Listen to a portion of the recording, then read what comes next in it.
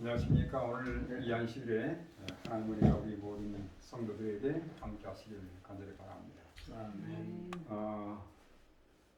평소보다 시간이 많이 걸렸던 것 같아요. 한 2시간 정도면 될 거라 생각했는데 8시에 출발했는데 여기 오니까 벌써 11시 반이 됐습니다. 얼마나 길이 많이 막혔는지 또 오면서 뭐 공사하는 거 구간도 있고 그래가지고 여러 가지로 밀려서 늦게서 도착하겠습니다. 우리 교회를 위해서 헌신해 주신 우리 장로님들께 감사드리고 또 특별히 우리 신영근 장로님 또 이렇게 오셔서 봉사해 주시고 또 우리 이범묵 장로님 네 분 우리 전집사님과 함께 이렇게 헌신해 주셔서 감사를 드립니다. 또 우리 교회를 이렇게 마련해 주신 우리 이장로님 네 분께도 감사를 드립니다. 먼저 우리 하나님 말씀 마태복음 24장 5절로 8절의 말씀을 먼저 드리겠습니다. 많은 사람이 내 이름으로 와서 이르되 나는 그리스도라 하여 많은 사람을 미혹하리라. 난리와 난리 소문을 듣겠으나 너희는 삼가 두려워하지 마라. 이런 일이 있어야 하되 아직 끝은 아니니라. 민족이 민족을 나라가 나라를 대적하여 일어나겠고 곳곳에 기근과 지진이 있으리니 이 모든 것은 재난의 시작입니다. 여러분 여기 우리 말씀이 이렇게 되어 있지만 영어 성경에 뭐가 포함되어 있냐면 기근과 지진 사이에 온역이 포함되어 있습니다.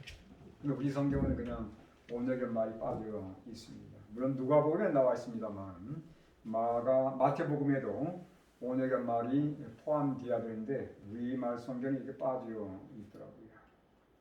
여기 보면 마지막 때 여러 가지 징조와 사건들이 등장할 것이 예수님에 의해서 예언되어 있습니다. 어떤 사건들이 있을 거라고 말씀했습니까?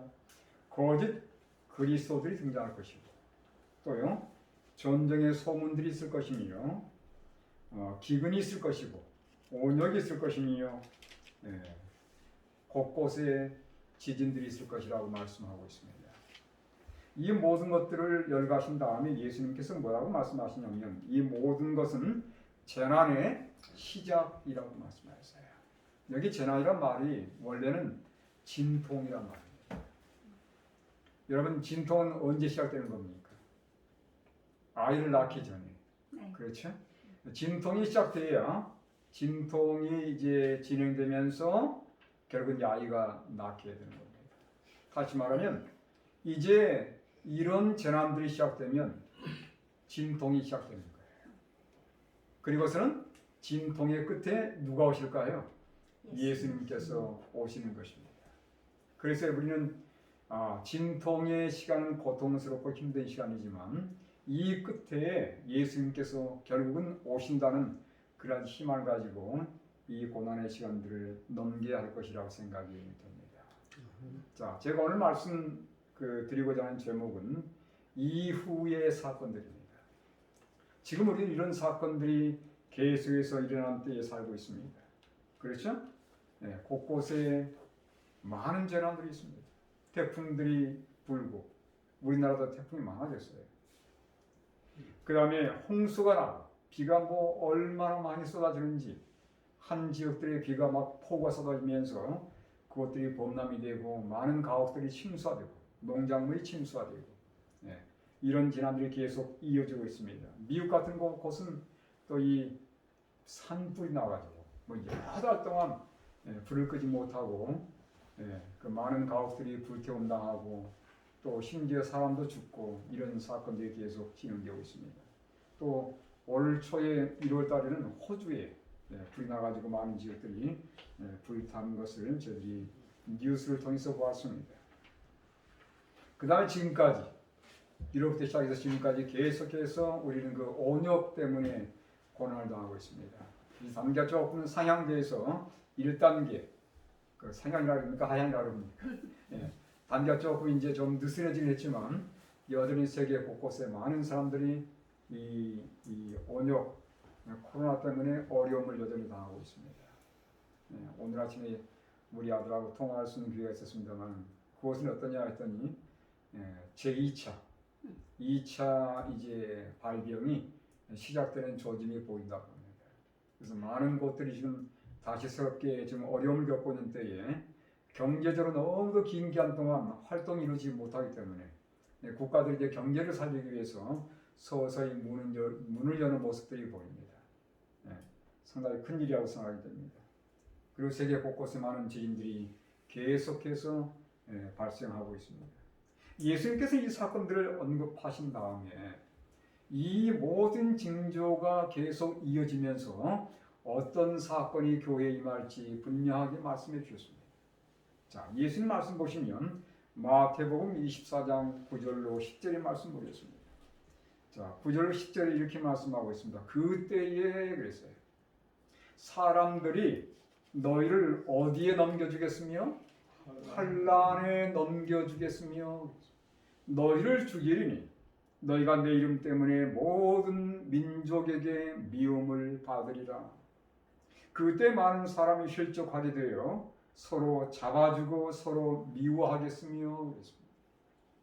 여러분, 재난들이 많아지면서 그냥 바로 예수님께서 오시는 것이 아니고 재난이 계속 많아지면서 결국 이 재난들에 대한 이유가 뭐냐 이거예요.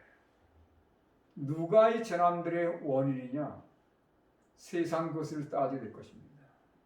그러면서 이 재난의 모든 원인을 누구에게 돌리냐면 하나님 말씀을 신실히 믿는 사람들에게 돌리는 것이에요.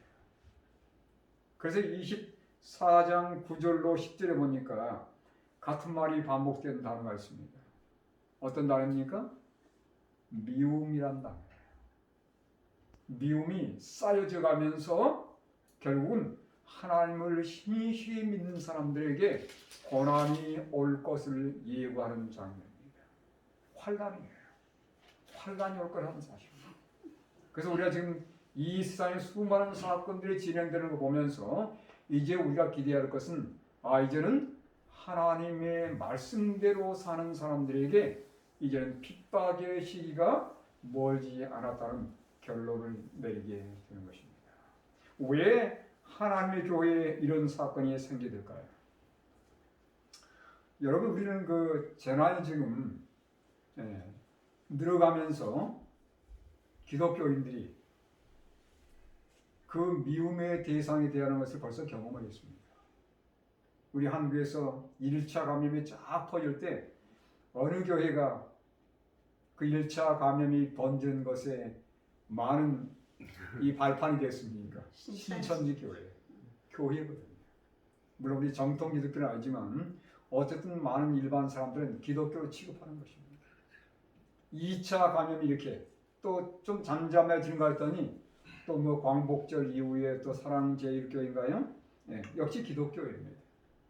이런 사건들 통해서 본의 아니게 기독교회가 여러 사회 사람들의 지탄의 대상이 되고 있어요. 미움이 쌓여져 가는 것입니다. 여러분, 한국만 그런 게 아니더라고요. 미국도 마찬가지였습니다.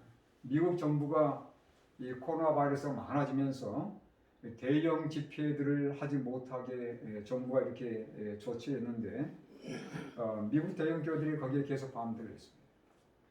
그 미국 캘리포니아의 그레이스 교회, 아주 큰 대형 교회입니다. 그 교회 목사가 이렇게 얘기를 했어요. 이 교회에서 누구도 감염된 사람은 없습니다. 캘리포니아주의 코로나 감염 숫자가 정확한지 의문입니다. 하면서 오히려 정부에게 반발하면서 우리는 계속해서 상관없이 예배 드리겠다라고 하는 정부와 반하는 그러한 예배의 모습을 여기 주장하는 것을 볼 수 있습니다. 그런데 제가 그 교회에서 예배 드리는 광경을 보니까 마스크를 쓰지 않고 예배 드리는 사람들이 아주 꽤 있어요. 뭐 통계는 모르겠습니다만 제가 볼 때는 아무래도 그 교회에서 예배 드렸던 사람 가운데 여러 사람들이 코로나 바이러스에 걸리지 않았을까 하는 생각이 듭니다. 그럼 지금도 그렇게 하고 있어요. 그래서 정부에서는 이미 소송을 다 걸어놨습니다. 당신네들이 정부의 이 규율을 범하고 계속해서 이렇게 예배를 강요하기 때문에 우리가 정부의 이 시민들을 보호하는 차원에서 당신들을 고소하지 않을 수 없다. 그래서 지금 정부가 계속해서 소송전을 좀 벌이고 있는 그러한 지금 이 교회들의 모습입니다. 그러니까 이런 모습들이 계속해서 이 세상 사람들에게 교회에 대한 반감을 갖도록 유발하는 거예요. 그래서 성경 보니까 미움이 쌓여가는 것입니다. 그래서 이런 재난들이 많아지면서 교회가 끝까지 고집하게 되면 결국은 온갖 미움들이 교회에 쏠면서 교회가 핍박의 대상들이 되겠죠. 근데 그것뿐만이 아니고 과거 역사를 보게 되면 언제나 이 교회가 이 세상에 어려움에 처할 때 교회는 핍박의 대상이 되었다는 사실입니다. 제가 여기 말씀 하나 읽어드리겠습니다. 대쟁투 각세 대쟁투 40쪽에 이렇게 말씀했어요. 바울이 순교당한 당시 네로 황제 때부터 시작된 박해는 그 정도에 있어서 다소의 차이는 있었지만 그 몇 세기 동안 계속되었다. 그 다음 말씀 보시면 아주 놀라운 말씀입니다. 그리스도인들은 가장 무서운 죄목으로 거짓 고소를 받았고 기근, 질병, 지진 등의 재난도 누구 때문에? 그리스도인으로 말미암아 생긴다는 원망을 들었다는 것입니다. 이 세상 모든 재난의 원인이 누구 때문이라는 것이에요? 그리스도인 때문이라고 원망을 받았다는 것이에요. 그래서 모든 재난의 원인을 그리스도인들에게 돌리면서 결국 그들을 핍박의 대상으로 삼았습니다. 과거의 역사가 있어요. 과거에 그런 일이 있었습니다. 역사는 반복되는 거예요. 그래서 마지막 때 이런 똑같은 일이 이 하나님의 교회에 있게 될 것인데 여기 대쟁투 학시 대쟁투 590쪽 이렇게 말씀하고 있습니다. 그때 큰 기만자는 사탄입니다. 그때 큰 기만자는 사람들에게 이런 재난들이 하나님을 섬기는 사람들 때문에 일어나고 있다고 역설할 것이다. 지진과 기근과 또 이런 홍수와 태풍과 가뭄과 모든 이 온역과 이 모든 재난들이 누구 때문이라는 것입니까? 신실하게 하나님을 믿는 사람들 때문이라는 것이에요. 특별히 그들이 뭘 하지 않기 때문에 일요일을 준수하지 않는 것 때문에 하나님의 벌을 받아서 그들 때문에 이 세상에 여러 가지 재난이 임한다고 계속해서 말씀하고 있습니다. 그래서 이 재난들이 많아지면서 결국은 이 세상은 아무리 방법이 있어도 안 되는 거거든요. 재난을 잡을 길이 없는 겁니다. 그래서 그 재난을 누구한테 다 뒤집어 씌우냐면 신실한 하나님을 믿는 백성들에게 다 뒤집어 씌우는 것이에요. 그래서 교회에 핍박이 오게 되는 것입니다. 여기 누가복음에는 이렇게 말씀하고 있습니다. 자, 그럼 핍박이 일어나는데 이 핍박이 일어날 때 하나님의 백성들에게 어떤 일이 있을 것인가? 누가복음 21장 보십시오. 누가복음 21장 10절로 13절을 먼저 읽겠습니다. 누가복음 21장 10절로 13절에 또 이르시되 민족이 민족을 나라가 나라를 대적하여 일어나겠고 곳곳에 큰 지진과 기근과 전염병이 있겠고 아까 그 마태복음에 읽은 내용과 똑같은 내용들이죠. 또 무서운 일과 하늘로부터 큰 징조들이 있습니다. 그러면서요, 이 모든 일을 전에 그랬어요. 여기 전에란 말은 다른 성경은 뭐로 번역되냐면 이 모든 일을 보다 그 말입니다. 그러니까 이런 모든 재난들이 있겠지만 이런 일이 생기면서 무엇보다 우리가 주목해야 할 것은 뭐라는 거예요? 하나님의 교회에 핍박이 임할 것이라는 내용입니다. 그걸 좀 강조하기 위해서 이 모든 일보다 이 모든 일 전에 이런 말을 썼어요. 내 이름으로 말미암아 너에게 손을 대어 박해하며 회당과 옥에 넘겨주니 임금들과 집권자들 앞에 끌려가려니와 그랬습니다. 여기 보면 어디에 끌려갈까라고 그랬습니까? 임금들과 회당과 옥에 넘겨주며 임금들과 집권자 앞에 끌어가려니와 그랬어요. 회당에 넘겨질 것이고 옥에 넘겨질 것이라는 겁니다. 회당은 어디입니까? 예배드리는 곳이에요. 쉽게 말하면 종교 재판소 역할을 하는 것입니다. 그래서 우리가 이 종교 지도자 앞에 서게 될지도 모르겠어요. 예. 또 종교 재판소가 중세 안보 시대 때 상당히 많은 기독교인들을 핍박했던 이 종교 재판소가 다시 부활할 것에 대한 암시가 포함되어 있습니다.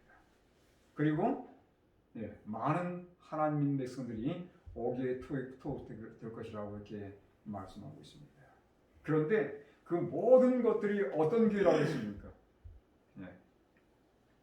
그 모든 것들이 하나님 백성들이 하나님에 대한 신앙을 변호할 증거의 기회가 될 것이라고 이렇게 말씀했어요. 그래서 우리가 볼 때는 핍박이고 어려움이지만 오히려 이것이 세상의 권력자들에게 우리가 그들을 평소에 만나지 못하지 않습니까? 우리가 다른 집들의 방문해서 하나님의 복음을 증거할 수 있지만 세상의 권력자들, 위정자들, 세상의 임금들 그들 앞에 가서 복음 증거할 기회는 없잖아요. 그렇죠? 세상의 판사들과 세상의 그 높은 지위 있는 사람들에게 복음을 전할 경우가 많지는 않습니다. 그들에게도 뭐가 증거되어야 되겠어요? 하나님의 복음이 증거되어야 되는 거거든요. 그래서 핍박은 무슨 기회입니까? 증거의 기회라는 사실입니다. 왜 하나님께서 이 마지막 때 하나님 교회에 핍박을 허용하시는가? 바로 이런 목적 때문이에요. 증거하도록 하기 위한 하나의 기회가 되는 것입니다. 예. 그래서 누가복음 21장 13절 15절에 이렇게 말씀합니다. 이 일이 도리어 너희에게 뭐가 되리라? 증거가 되리라. 그러므로 너희는 변명할 것을 미리 궁리하지 않도록 명심하라. 내가 너희의 모든 대적이 능히 대항하거나 변박할 수 없는 구변과 지혜를 너희에게 주리라. 그래서 우리가 끌려갈 터인데, 그래서 그때 우리가 왜 예수님을 믿고 따르는지, 왜 우리가 하나님의 법대로 살고 있는지를 증거하게 될 것이라는 사실입니다. 근데 그때를 위해서 뭐 하지 말라고요? 무슨 말을 할 것인지 준비할 필요가 없다는 것이에요. 그것 때문에 염려할 필요가 없다는 겁니다. 왜 그럴까요? 여기 보면 내가 너희의 모든 대적이 능히 대항하거나 변박할 수 없는 구변과 지혜를 줄 것이라고 약속했어요. 누가 그렇게 할까요? 누가? 성령께서 그렇게 할 것이라고 말씀하셨습니다. 똑같은 그 문맥을 보시면 마가복음 13장 11절에 이렇게 말씀하고 있습니다. 마가복음 13장에 보시면 11절에 이렇게 말씀하셨어요. 같은 맥락입니다. 사람들이 너희를 끌어다가 마가복음 13장 11절 사람들이 너희를 끌어다가 넘겨줄 때에 무슨 말을 할까 미리 염려하지 말고 무엇이든지 그때 너에게 주시는 그 말을 하라. 우리가 그 앞에 설 때에 우리가 준비한 것들이 무의미할 겁니다. 왜냐하면 내가 생각지 못했던 질문들을 할 수 있을 거거든요. 근데 그때 우리가 그 앞에 서게 되면 하나님께서 우리에게 말씀을 줄 거라는 거예요.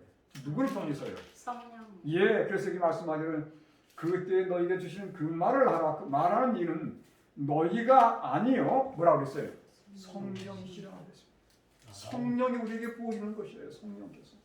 그래서 우리가 하나님 말씀, 하나님을 믿는 믿음 때문에 마지막 때 재난들이 많아지고 우리가 그 재난에 대한 미움의 대상이 돼서 세상의 법정 앞에 끌려갈 때에 결코 염려할 필요가 없는 것은 우리가 그들 앞에 서서 말씀을 증거할 때 누가요? 성령께서 특별히 우리에게 능력을 부어주셔서 말씀하게 할 것이라는 놀라운 약속입니다.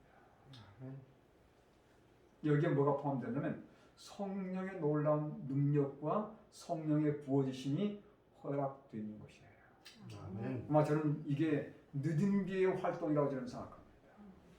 하나님께서 특별히 하나님 말씀대로 충성되이 세상의 권력자들 앞에서 절대 두려워하지 않고 담대하게 하나님의 복음을 증거하는 자들에게 늦은 비 성령을 부으셔서 담대하게 그들이 결코 그 말에 대적할 수 없을 만큼 하늘의 지혜를 주셔서 말씀하게 하실 것이에요.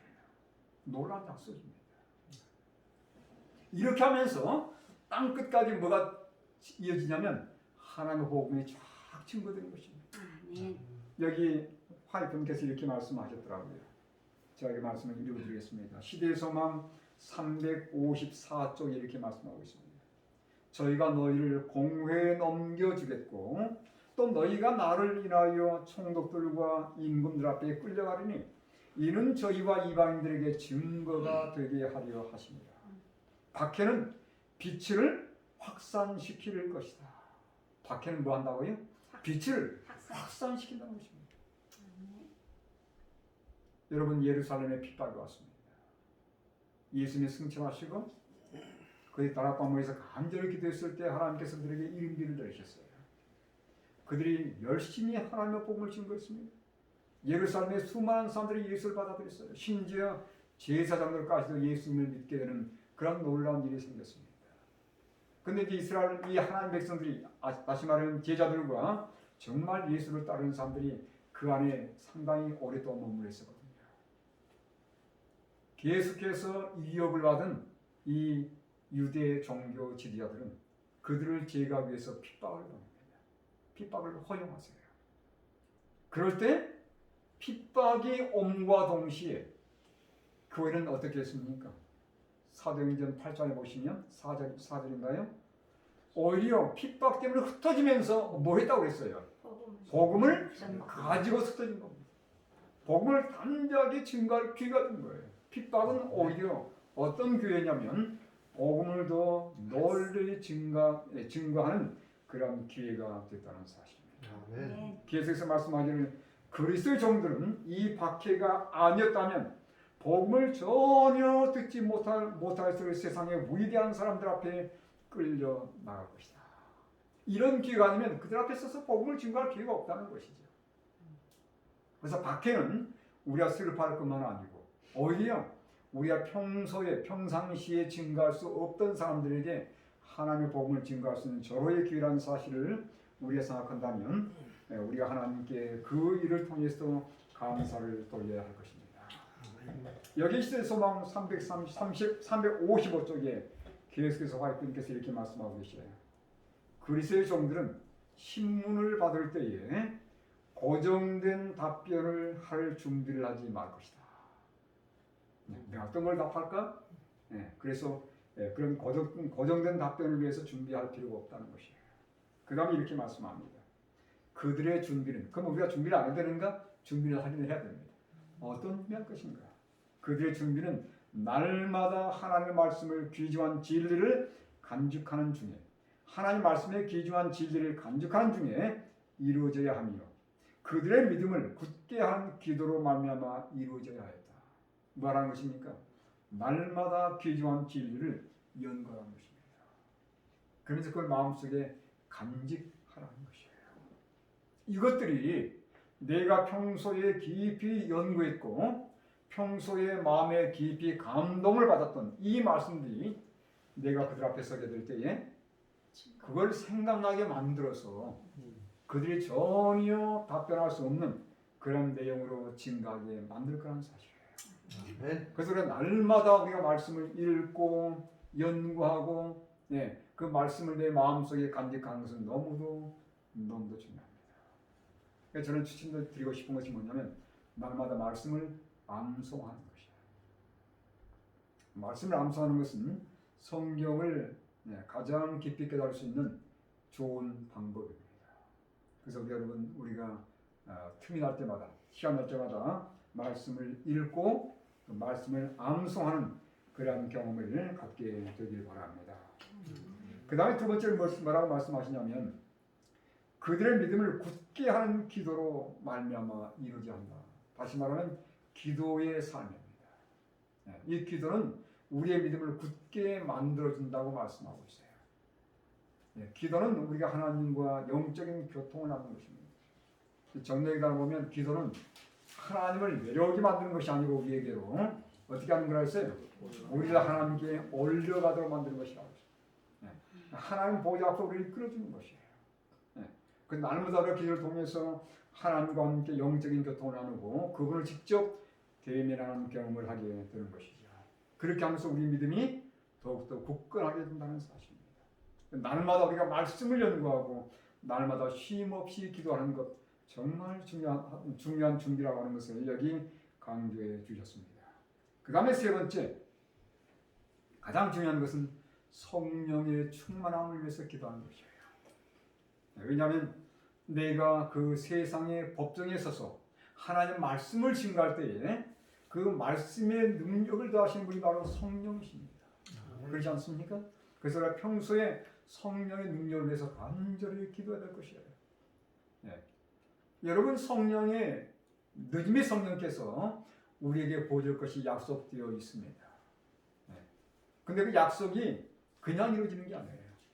정말 그 약속을 마음속에 받아들이고 그걸 간절한 마음으로 받고자 열망하면서 기도하는 사람들에게 이 약속은 이루어진 것입니다.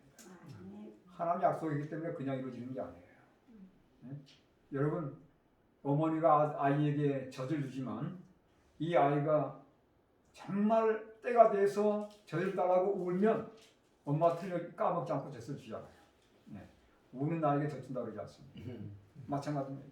정말 우리가 마지막 때 성령에 대한 필요를 마음속에 느끼고 절실하게 느끼고 하나님의 약속을 붙잡고 기도할 때에 성령께서 우리 역사하셔서 이 마지막 때의 여러 가지 고난 가운데서도 하나님의 기별을 증거하며 담대하게 설 수 있도록 우리에게 믿음과 용기를 더해준다는 사실입니다.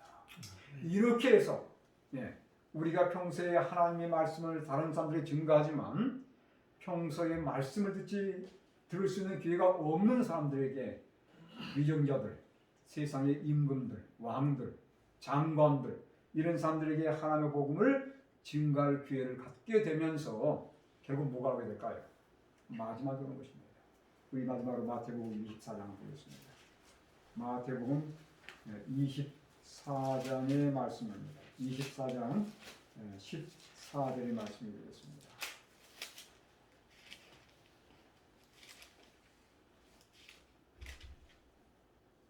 한번 읽어보시겠습니까? 마태복음 24장 14절요. 이 천국 복음이 모든 민족에게 증언되기 위하여 온 세상에 전파되리니 그제야 끝이 오리라. 이 천국 복음이 모든 민족에게 증언되기 위하여 온 세상에 전파되리니 그제야 끝이 오리라. 이 천국 복음이 무엇입니까? 새 천사의 기별입니다. 그렇지 않습니까? 하나님의 마지막 교회 갖고 있는 새 천사의 기별이 땅 끝까지 증거될 때 예수님께서 오신다는 사실입니다. 바로 며칠 전에 그 대총회 연례를 하면서 이 재림교회의 기별이 몇 나라에 증거되는지를 발표를 했어요. 237개 국가 가운데서 213개 나라에 237개 국가 가운데서 공식적으로 조금 숫자들이 바뀌더라고요. 근데 공식적으로 말씀하기를 237개 국가 가운데서 213개 나라에 재림교회의 기별이 증거되어 있다고 그렇게 증거했습니다. 놀라운 숫자입니다. 그래서 우리는 이것들을 보면서 이제 몇 나라 남지는 않았어요. 물론 우리가 숫자를 따져보면 너무도 아직은 적습니다. 세상 인구가 지금 75억이 넘어요. 재림교회 숫자는 2천만이 조금 넘습니다. 2천만과 75억 비교하면 너무도 적은 숫자예요. 여러분, 이 하나님의 교회는 너무도 적은 인구였습니다. 6천만이 넘는 로마의 그 제국에 있는 사람들에게 하나님 복음을 증거하기 위해서 120명의 하나님의 종들이 모였습니다. 6천만과 120명은 너무도 비교하는 숫자예요. 근데 그들이 어디에 모였습니까? 120명의 소수의 하나님 백성들이 다락방에 모였어요. 그들이 함께 한 마음으로 한 자리에 모였습니다. 그들이 그 자리에 모일 수 있었던 것은 무엇 때문이었습니까? 이미 그들은 그리스도의 십자가를 경험했기 때문에 이미 한 마음이 될 수 있었어요. 그렇죠? 그들은 십자가에 예수님께서 그들의 모든 죄를 다 용서하시고 그분께서 오실 것이라는 약속을 다 그들이 믿고서 용서받은 마음으로 한 자리에 그들이 모였습니다. 다 땅에 모인 것이에요. 네. 십자가 없다면 그들이 한 자리에 모일 수 없는 것입니다. 십자가의 은혜로 그들이 한 자리에 모일 수 있었고 그들은 거기에 모여서 서로를 모든 그 서로의 차이들을 다 일소하고 한 마음이 되어서 그들이 한 나라 한 가지를 위해서 기도드렸어요. 그게 뭐냐면 하나님 저들에게 성령의 능력을 부어주셔서 이 세상 사람들에게 그리스도의 놀라운 구원의 복음을 증거할 수 있게 달라고 그들이 간절히 연합해서 하나님께 기도를 드렸습니다. 그들의 기도가 응답됐습니까? 응답됐어요. 성령께서 그들에게 부어졌고 결국은 그들이 세상에 하나님의 복음을 증거함으로 로마 세계 전 지역에 생명의 복음을 증거할 수 있었습니다. 그들이 로마 세계 전 지역에 하나님의 복음을 증거할 때까지 몇 년이 걸렸다고 했습니까? 사도행전에 보면 30년, 한 세대라서 한 세대 내에 하나님의 복음을 신속하게 증거할 수 있었습니다. 120명의 사람들. 어떻게 그렇게 가능했을까요? 성령의 능력이었어요. 성령의 능력이었어요. 그 말씀이 골로새서 1장 23절에 나와 있긴 합니다. 자, 보지 않겠습니다만 거기 보면 온 천하에 이미 복음이 증거됐다고 말씀하고 있어요. 골로새서가 62년도에 기록된 거거든요. 골로새서가 예수님 31년에 승천하셨고 62년도에 로마 감옥에서 골로새서를 기록하면서 이미 복음이 증거됐다고 온 천하에 증거됐다고 말씀하고 있습니다. 그 말은 뭐냐면 그 당시에 로마 세계 땅 끝까지 복음이 증거됐다는 사실입니다. 실제로는 한 세대밖에 걸리지 않았어요. 아주 빠른 시간 내에 하나님의 복음이 땅 끝까지 그 당시 땅 끝까지 증거가 된 것입니다. 그러면서 뭐가 왔어요? 여기 마태복음 24장 14절에 이 천국 복음이 모든 민족에게 증거되기 위하여 온 세상에 전파되리 그제야 끝. 그래서 끝이 왔어요. 예루살렘이 멸망한 것입니다. 끝 아닙니까? 그 당시에 기독교인들에게 그 끝이에요. 그래서 예루살렘이 멸망했고 그와 똑같은 패턴으로 마지막 때 예수의 복음이 땅 끝까지 증거되면서 무엇에 의해서요? 늦은 미 성령에 의해서 증거되면서 끝. 이 온 세상의 끝이 오는 것입니다. 우리는 지금 그 날을 위해서 기도하며 기다리는 백성들이에요. 우리가 정말 필요한 것은 늦은 비 성령입니다. 약속하셨습니다. 초대교회 예수님께서 승천하시면서 너희가 성령을 받고서 바로 증인들이 될 것이라 약속했어요. 약속이기 때문에 그냥 주어지는 게 아닙니다. 그들은 그 약속이 속히 성취되도록 어떻게 했습니까? 함께 모여서 간절히 하나님께 기도를 드렸습니다. 그래서 하나님께서 기도를 들으시고 그들 모두 위에 성령을 폭포수처럼 부어주셨어요. 마지막 때 늦은 훨씬 더 놀라운 능력으로 주어질 것이고 우리는 보다 더 큰 일들을 이루게 될 것입니다. 세상의 권력자들 앞에서 우리 증거될 것이고 세상의 임금들 앞에 복음을 증거하게 될 것입니다. 그때 성령께서 우리 입술을 통해서 복음을 증거하게 하시고 그들에게 감동을 끼치고 이런 모든 경력을 통해서 하나님 복음이 땅 끝까지 증거되어서 우리가 소원하는 그 하늘나라에 속히 들어갈 수 있게 되기를 간절히 바랍니다. 오늘 하나님의 축복이 우리 이 자리에 모이신 모든 분들에게 함께 하시기 바라면서 말씀을 마치겠습니다.